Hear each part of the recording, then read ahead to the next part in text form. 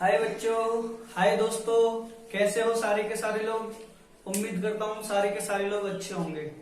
ठीक है ना। कैलेंडर की ये 5वीं वीडियो है। हम आज बिल्कुल कैलेंडर को फिनिश कर लेंगे। आज कैलेंडर में बस एक कंसेप्ट बचा है। वो कंसेप्ट क्या है? कैलेंडर सेम का।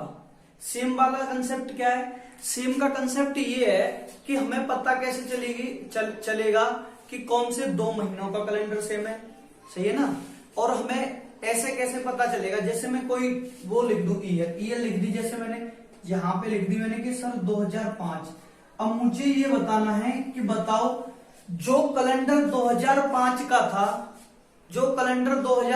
का था, अब ऐसा कौन सा वर्ष आएगा कि बिल्कुल कैलेंडर 2005 की तरह ही सेम होगा। ऐसा कौन सा वर्ष आएगा जिसका कैलेंडर बिल्कुल 2005 की तरह ही होगा।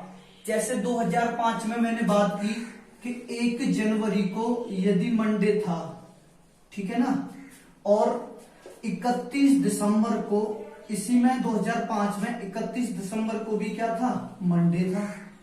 ठीक है। तो अब ऐसा कौन सा साल आएगा यहां पे जिसका 1 जनवरी को भी मंडे होगा, 31 दिसंबर को भी मंडे होगा और पूरे के पूरे मंथ का कैलेंडर सेम हो जाएगा। तो जब पूरे के पूरे मंथ का कैलेंडर सेम हो जाएगा तो फिर पूरी ईयर का कैलेंडर सेम हो जाएगा। आज हमें बस वही पढ़ना है। ठीक है बच्चों, चलो करते हैं स्टार्ट। सबसे पहले मैं महीने के कैलेंडर की बात करूंगा, सेम की महीने की कैलेंडर की। तो सबसे पहले तो कंसेप्ट डाल लो, कैलेंडर की समान जांच करना। ठीक है ना। यहां पे डाल लो कैलेंडर सेम। ठीक है।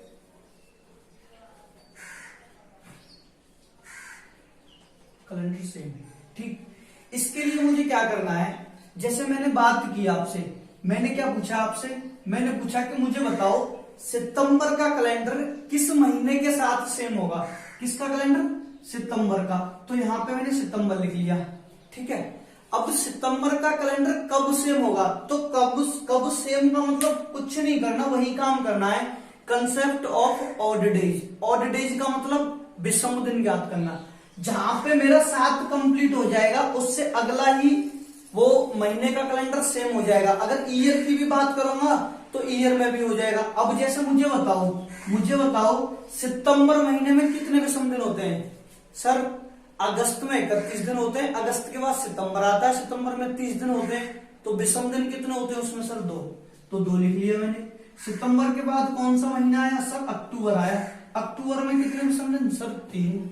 अक्टूबर के बाद कौन सा महीना आया? सर नवंबर आया। नवंबर में विषम दिन कितने? सर 2। अब देखना 3 और 2 5, 5 और 2 7, यहाँ पे 7 कंप्लीट हो गया ना। 7 कंप्लीट हो गया मतलब कि 7 से भाग दे दूंगा तो रिमाइंडर कितना बचेगा? 0। अब नवंबर के बाद जो अगला महीना आएगा, अगला महीना कौन सा आएगा? दिसंबर। तो मैं आपको ये बताना चाह रहा हूं सितंबर और दिसंबर का कैलेंडर सेम होगा बिल्कुल।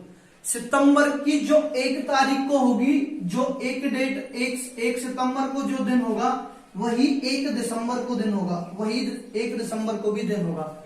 ठीक है। वही 1 दिसंबर को वही दिन होगा। ठीक है। जो 1 सितंबर को दिन होगा वही 1 दिसंबर को दिन होगा। अच्छा, एक कहानी यहाँ पे यह है कि सितंबर मंथ में तो 30 तारीख होती है और दिसंबर में 31 तारीख होती है, 31 दिन होते हैं। तो 30 तारीख तक बिल्कुल कैलेंडर सेम रहेगा सितंबर और दिसंबर का। ठीक है। तो वो सारी चीजें, ये तो है बिल्कुल कंसेप्ट, लेकिन कंसेप्ट पेपर में काम कम आएगा। इससे बेटर ये है कि मैं तुम्हें शॉर्ट ट्रिक बता दूं कि किसका कैलेंडर कैसे सेम होता है। ठीक है। आज पहले महीने का कैलेंडर सेम करना सीख लो, फिर उसके बाद ईयर का कैलेंडर सेम करना सीख लेंगे। अब जैसे यहां पे देखो, मैं कुछ ये बता रहा हूं कि यहां पे लिखी मैंने अप्रैल का कैलेंडर जुलाई के साथ सेम हो जाएगा। ठीक है।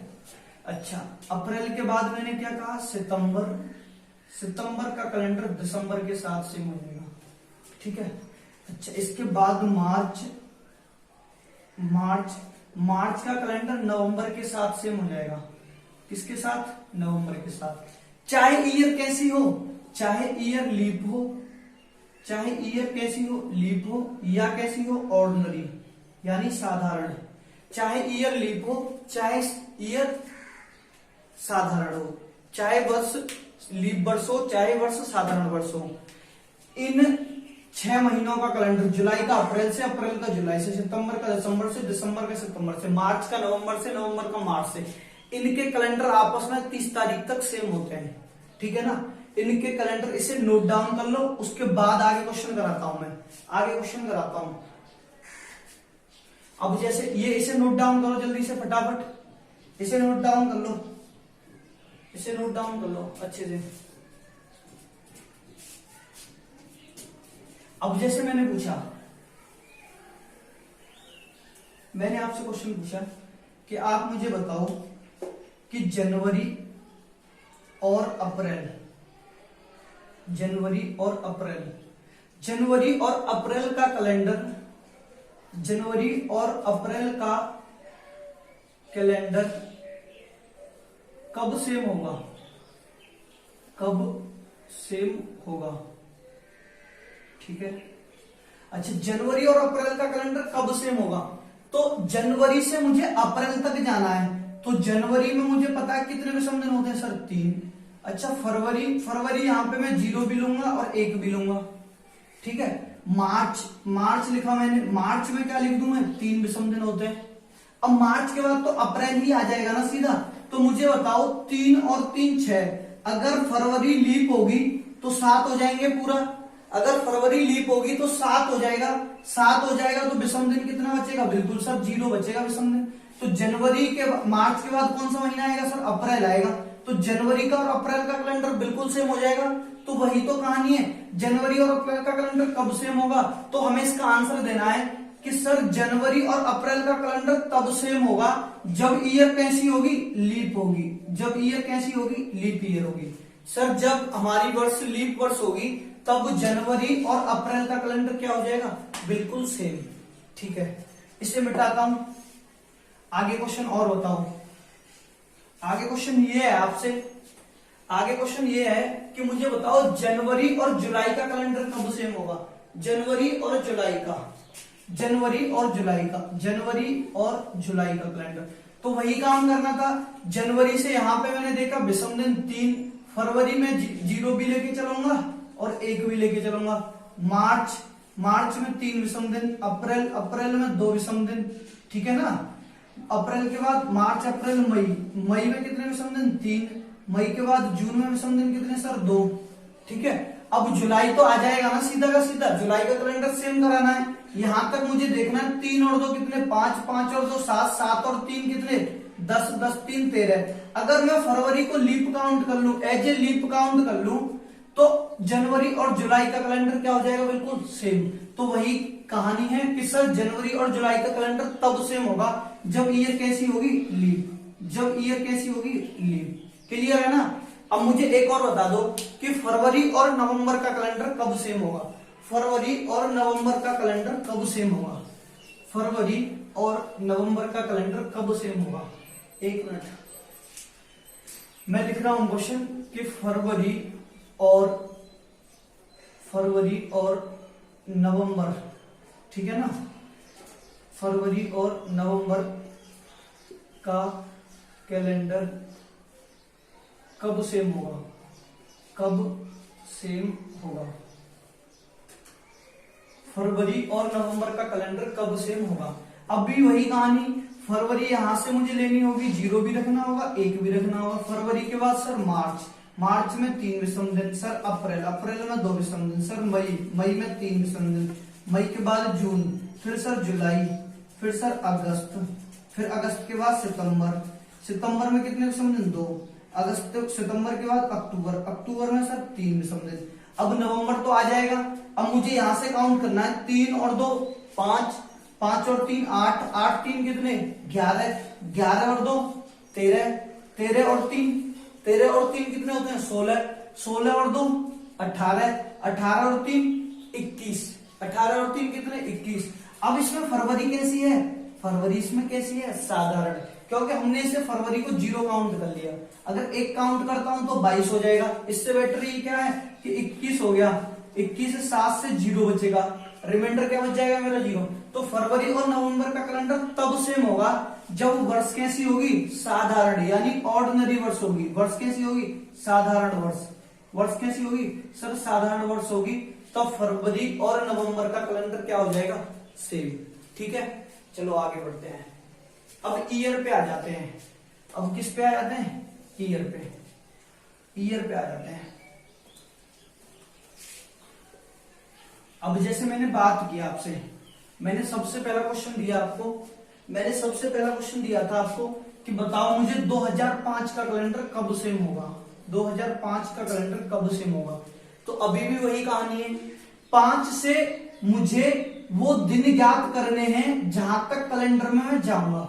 जैसे 5 से 5 में, अब मुझे एक बात बताओ, ये जो 5 है 2005 साधारण वर्ष है या लीप वर्ष, सर ये साधारण वर्ष है। साधारण वर्ष है तो विषम दिन कितना होता है, 1, क्योंकि 365 दिन होते हैं एक साधारण वर्ष में। एक अगर मैं 7 से भाग देता हूं तो 1 रिमाइंडर बचता है, तो 1 विषम दिन होता है। अच्छा लीप वर्ष में सर कितने विषम दिन होते हैं फिर, सर लीप वर्ष में 366 दिन होते हैं टोटल तो, और विषम दिन कितने हो जाते हैं सर, 2। जब मैं 7 से भाग देता हूं तो ये रिमाइंडर बचते हैं, 1 और 2। ये तो होती है सर लीप वर्ष, और ये कैसी होती है, साधारण वर्ष। ठीक है, यहां तक समझ में आया। अब मुझे बताओ 2005 का कैलेंडर किस वर्ष से सेम हो जाएगा, सर 2005 साधारण वर्ष तो 1 विषम दिन। सर 2006 आई होगी उसमें 1 विषम दिन। सर 2007 आई होगी उसमें 1 विषम दिन। सर 2008 आई होगी तो 2008 तो सर लीप रही होगी ना, तो सर लीप रही होगी तो विषम दिन कितने बचे होंगे सर, 2। ठीक, उसके बाद 2009 में 2009 साधारण वर्ष है तो कितने विषम दिन, 1। 2010 ये जो है ये कैसी है, साधारण वर्ष, तो इसमें भी कितने विषम दिन, 1। अब जैसे मैंने बात की, शायद मैं गिन लू 1 2 3 3 2 5 6 7, यहां तक 7 कंप्लीट हो गया। 7 कंप्लीट हो गया। जब मैंने 7 को 7 से भाग दिया तो रिमाइंडर कितना बचा, 0। इसका मतलब है कि 2005 से जो अगली 2010 के बाद जो साल आएगी उसका कैलेंडर 2005 के साथ सेम हो जाएगा, क्योंकि 7 जहां पे हो गया ना कंप्लीट, उसके बाद अगला कैलेंडर सेम। अच्छा एक चीज और ये देखनी है कि ये जो 2005 है ये साधारण वर्ष है, और ये 2011 ये भी कैसी है, ये भी साधारण वर्ष है। तो ये दोनों ही साधारण वर्ष हैं, तो जो 2005 का कैलेंडर होगा वही 2011 का कैलेंडर होगा। अगर मैंने बात की 31 मार्च 2011 को यदि मंडे रहा होगा, यदि क्या रहा होगा, मंडे, तो 31 मार्च 2005 को भी क्या रहा होगा, मंडे। क्लियर है, इसका भी 31 मार्च 2005 को मंडे है तो इसका भी। क्लियर है, तो ये है पूरा कैलेंडर सेम करने का। अच्छा सर पेपर में भी ऐसे ही करना है, हमें पेपर में ऐसे नहीं करना। पेपर के लिए मैं सीधी ट्रिक बता रहा हूं, उससे आप बहुत जल्दी देखते ही आंसर बता दोगे। ठीक है, वो ट्रिक क्या है, ट्रिक लिखना स्टार्ट करो आप, वो ट्रिक लिखना स्टार्ट करो।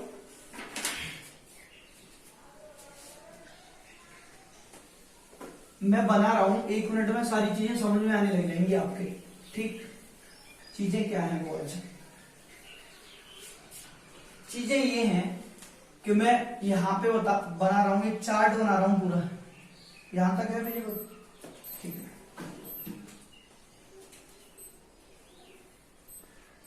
यहां पे लिख रहा हूं मैं लीप वर्ष। ठीक,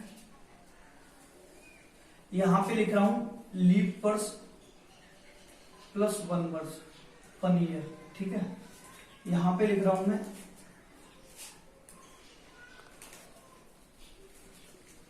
लीप वर्ष प्लस 2,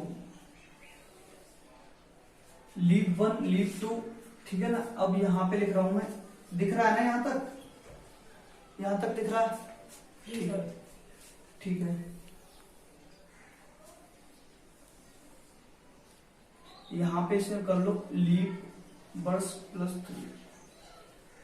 ठीक है, अब लीप प्लस 4 करता हूं मैं, यदि मैं लीप प्लस 4 करता हूं, अगर मैं लीप प्लस 4 करता हूं तो लीप प्लस 4 पे तो वही आ जाएगी, फिर दोबारा से लीप वर्ष आ रहा है, समझ में नहीं आ रहा। अब जैसे लीप का क्या है, लीप का मतलब है यहाँ पे जैसे कोई भी लीप वर्ष होगी, कोई भी क्या होगी, लीप वर्ष, कोई भी क्या होगी, लीप वर्ष। जैसे मैंने बात कर ली 2004 क्या है, लीप वर्ष। अब लीप प्लस 1, लीप प्लस 1 का मतलब क्या है, ये 2005, यानी लीप वर्ष होगी उससे अगली साल। अच्छा, लीप प्लस 2 का मतलब क्या है, लीप है जैसे 2006 सॉरी 2004, तो लीप प्लस 2 वर्ष यानी 2004 के बाद 2006, ठीक है। अच्छा लीप प्लस 3 क्या हो जाएगी, लीप प्लस 3 हो जाएगी सर 2007, यानी 2004 लीप वर्ष प्लस 3 ईयर और ये 2007 हो गई, ठीक है। अब लीप प्लस 4 करूंगा तो 2008 ही आ जाएगी, फिर वो क्या हो जाएगी लीप, वहीं से कहानी फिर दोबारा से स्टार्ट हो जाएगी। अब ये जो मैंने लिखा है इसका मतलब ये नहीं है कि ये 4 5 6 7 है, इसका मतलब कोई और भी ले लो। जैसे लीप वर्ष की बात करूं तो मैं और कौन सी होती है, जैसे 2016 लीप वर्ष हो गई। अब इसके बाद लीप प्लस 1 2017 हो जाएगी, ठीक है। लीप प्लस 2 यानी 2018 हो जाएगी, लीप प्लस 3 यानी 2019 हो जाएगी, फिर दोबारा से 2020 लीप आ जाएगी। इनके कैलेंडर सेम कब होते हैं वो बता रहा हूं मैं। अगर जब कभी भी हमारी कोई लीप वर्ष होगी तो उसका कैलेंडर 28 साल बाद सेम होगा, 28 ईयर बाद सेम होगा, 28 साल बाद सेम होगा। 28 साल बाद सेम कैसे होगा, अगर 2004 का कैलेंडर मैंने पूछा तो बताओ कब सेम होगा, तो 28 और ऐड करने होंगे इसमें। 2004 में जब मैंने 28 किए तो कब होगा सर 2032 पे जाके 2004 का कैलेंडर सेम हो जाएगा, ठीक। उसके बाद ये जैसे मैंने कहा सर 2016 का कब सेम होगा, 2016 का कब सेम होगा, तो 2016 में जब मैं 28 और ऐड करूंगा तो कितने हो जाएंगे, 2044 पे जाके सेम होगा, ठीक है। 2044 पे जैसे मैंने 2016 में 28 और ऐड कर दिए तो देखना ये 8 6 14 सही है, 2 और 1 3 और 1 4, इसका मतलब 2044 पे जाके सेम हो जाएगा किसका कैलेंडर, 2016 का। और 2004 का कहां हो जाएगा, 2032 पे, ठीक। 28 साल बाद सेम होगा। अच्छा लीप प्लस 1 ईयर होगी उसका कैलेंडर कब सेम होगा, सर लीप प्लस 1 जो साल होगी ना उसका कैलेंडर 6 साल बाद जाकर सेम हो जाएगा।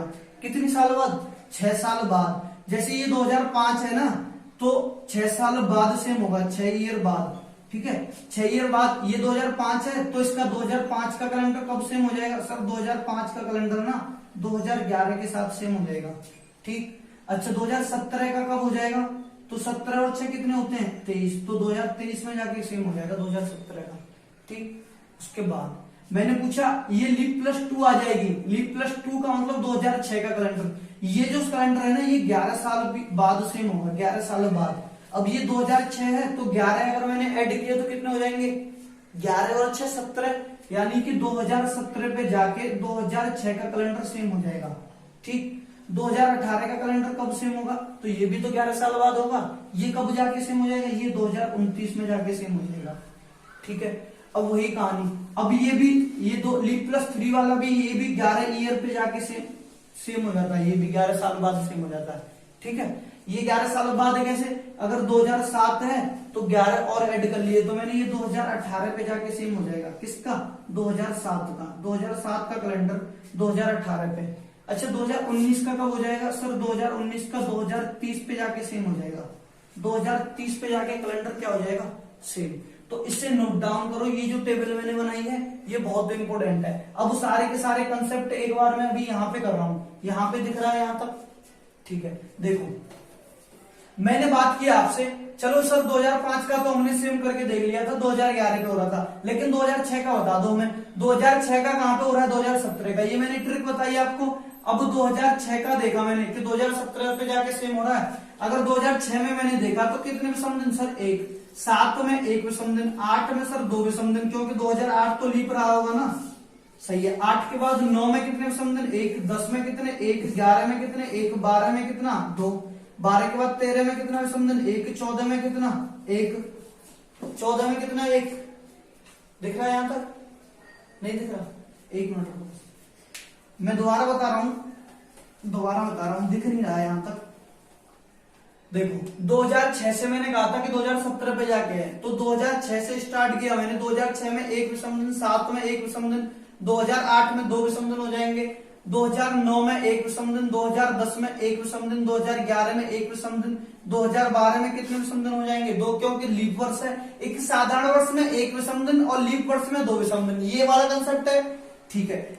13 1 विषम दिन, 14 1 विषम दिन, 15 1 विषम दिन, सर 16 आ जाएगा तो 2 विषम दिन। मैंने कहा था 2006 का 2017 से सेम होगा, 17 से सेम होगा, इसका मतलब कि यहां तक ना रिमाइंडर 0 बच रहा होगा। अब चेक कर लो रिमाइंडर 0 है क्या नहीं। 1 2 2 2 4 5 6 7 7 और 2 कितने 9 10 11 12 और 2 14, 12 और 2 कितने हो गए 14। दोबारा से काउंट कर लो 2 3 4 5 5 और 2 7 8 9 10 10 और 2 12 13 14, यहां तक 14 हो गया। 14 का मतलब रिमाइंडर कितना बच रहा है 0। तो 2016 से अगली साल जो हो जाएगी कौन सी हो जाएगी 2017। तो 2006 और 2017 का कैलेंडर सेम होगा। ये तो है कंसेप्ट, लेकिन हमें पेपर में ऐसे नहीं करना, हमें ये ट्रिक याद रखनी है। अब ट्रिक याद रखनी है ना, तो ट्रिक के लिए कुछ नहीं करना। देखो अब इसे मैं मिटा रहा हूं, ये नोट डाउन कर लिया हो तो आपने, इसे नोट डाउन कर लिया हो तो आपने, इसे मैं साफ कर रहा हूं, ठीक है। इसे आपने नोट डाउन कर लिया होगा तो मैं साफ कर रहा हूं, ठीक। अब प्रैक्टिस के लिए 1-2 क्वेश्चन देखो, प्रैक्टिस के लिए 1-2 क्वेश्चन देख लो। जैसे मैंने पूछा, जैसे मैंने कहा आपसे, मैंने कहा आप मुझे बता दो कि, अब मैंने तुमसे डायरेक्ट पूछ रहा हूं, अब मैं पूछ रहा हूं आपसे, आप मुझे बताओ कि 2017 का कैलेंडर कब सेम होगा।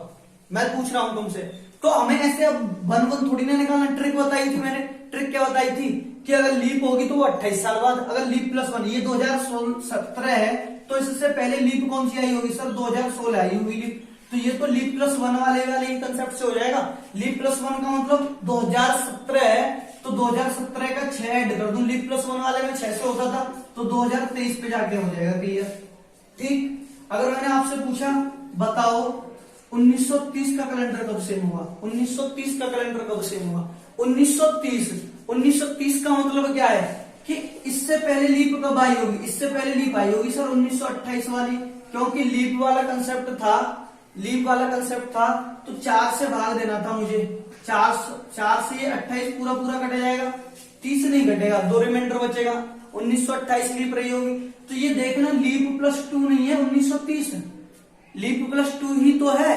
तो लीप +2 के लिए क्या था 11 साल बाद सेम होगा। 1930 का कैलेंडर पूछा है मैंने तुमसे, तो 1930 का कब हो जाएगा 1941 पे जाके सेम हो जाएगा। 1930 में 11 साल और ऐड कर दो, आया ना समझ में। तो यही सारी की सारी चीजें हैं। आज कैलेंडर बिल्कुल फिनिश कर दिया है हमने, ठीक है। कल से नया चैप्टर स्टार्ट करेंगे कोई, और सारे के सारे लोगों से मेरा विनम्र निवेदन है, हाथ जोड़कर निवेदन है कि चैनल को लाइक और सब्सक्राइब करें, जिससे और बेल आइकन भी दबा दें, जिससे कि अगली जितनी भी वीडियो आएंगी वो आपके लिए हेल्पफुल रहने वाली हैं। वो सारी की सारी वीडियो आपके लिए हेल्पफुल रहने वाली हैं, ठीक है। और सब लोग घर पर ही रहें, लॉकडाउन का बहुत अच्छे तरीके से पालन करें। लॉकडाउन का पालन करने के बाद घर पर रहें, घर पर ही पढ़ाई करें सारे के सारे लोग, ठीक है। और जितनी भी तुम्हें कोई प्रॉब्लम है या कोई भी डाउट वाउट है कि सर हमें ये डाउट आ रहा है, हमारी क्लास समझ में नहीं आ रही है, तो आप ना मेरे ग्रुप बना रखा है वैसे तो, बाकी आप अपना ना कमेंट बॉक्स में आप अपना नंबर दे देना मुझे, जैसे कमेंट बॉक्स में आप अपना नंबर दे देना मुझे और बता देना कि सर इस नंबर को आप ग्रुप में ऐड कर दो, तो इस नंबर को मैं ग्रुप में ऐड कर दूंगा आपके नंबर को। और ग्रुप में ऐड होने के बाद आप अपने जो भी डाउट होंगे आपके, तो उस ग्रुप में आप डाल देना, ठीक है। आज इंग्लिश की क्लास नहीं हो पाई है क्योंकि आज जो हरीश सर है आउट ऑफ स्टेशन है, ठीक है, मतलब घर पर नहीं है, कहीं बाहर गए हैं, तो वो सारी चीजें हैं। बाकी कल क्लास कंटिन्यू करते हैं और कैलेंडर आज मेरे हिसाब से पूरा फिनिश, ठीक। Okay bye, take care.